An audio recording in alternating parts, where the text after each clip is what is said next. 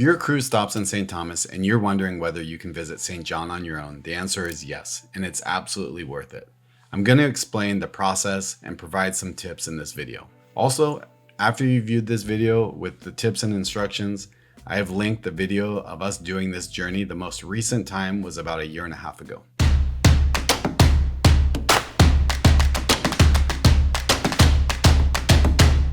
Today I'll walk you through exactly how to do this step by step, from the ferry, the taxis, the timing, the costs, and what to expect, so you can confidently skip the cruise ship excursion and do it yourself. Also, something to keep in mind is that if it's your first time in St. Thomas, you may be tempted to stay and explore St. Thomas. But I can tell you, if you're up for the effort, visiting the beach in St. John is really an amazing experience. Also, one thing important to keep in mind is that this excursion is best if your ship is in port for at least 7 or 8 hours. If you only have a short port day, this may not be the best option. But if you have a full day in port, this is a very doable. Hundreds, if not thousands of people do this every single week. The key is being up early and off the ship as soon as possible to maximize your time. Once you get off the ship, you head straight over to the taxi stand and ask for a taxi to Red Hook Ferry Terminal. Taxis are shared, they're super easy, and the ride takes about 20 to 25 minutes. There's no reservations needed, you just hop on in. You can expect to pay around $15 per person each way for the taxi ride, and prices can vary slightly, but generally that's the going rate. At Red Hook, you'll take the ferry to Cruz Bay on St. John. Ferries usually run about once an hour, and the ride itself is only about 20 minutes. Grab a seat, enjoy the breeze, and before you know it, you'll be arriving at St. John. The ferry ticket is typically around $8 or $9 per person each way, and you usually pay at the terminal before boarding. If the seas are a little rough that day, sit towards the back or the lower level for a smoother ride. But if you have a beautiful day, don't be afraid to sit up on deck. So between the taxi and the ferry, expect to spend roughly about $25 to $30 per person just to get from the cruise port to St. John. When you arrive in Cruz Bay, taxis are waiting right outside the ferry dock. Just tell them you're going to Cruz Bay. It's that simple. The drive is beautiful. You'll go through some winding hills. You've got some beautiful ocean views.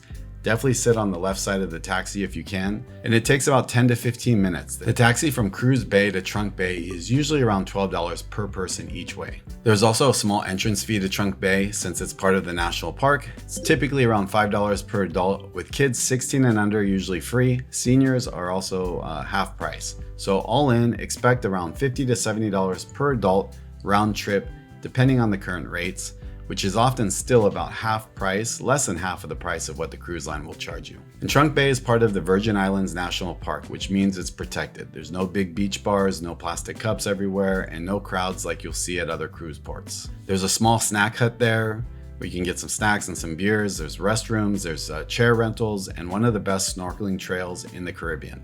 The water is incredibly clear. I normally don't like the ocean unless I can see my feet, and you don't have to worry about it here. The snorkeling trail here is marked and easy to follow, making it perfect even for beginners. We've seen schools of fish, crabs, and all kinds of marine life right off the beach. A few quick tips: if you're doing this on your own, go early to avoid the crowds. Bring cash for taxis and snacks. Most taxis only take cash. Pack reef-safe sunscreen and know that shade is limited, so a hat or a rented chair is a big help. And at every step, if you have questions, ask the people you see around you.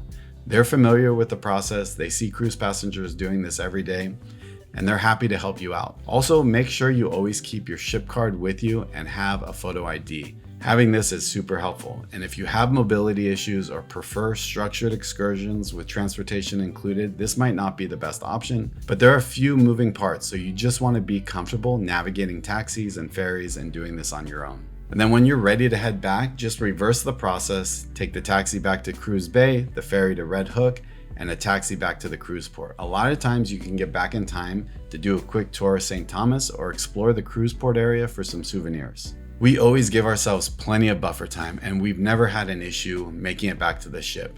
As a general rule, we like to leave St. John about 3 hours before the ship's back on board time, just to give ourselves plenty of extra time. Ferries run very frequently, but building in some buffer time definitely gives you some peace of mind. If you're cruising to St. Thomas and want one of the best beach days in the Caribbean, this St. John ferry trip is 100% worth the effort. And if this video helped you plan your cruise day, hit the like, subscribe for more cruise tips, and drop any questions you have in the comments below. Be sure to check out the linked video of us actually doing this about a year and a half ago. And thank you again for watching. Happy cruising, and we'll see you back on the ship.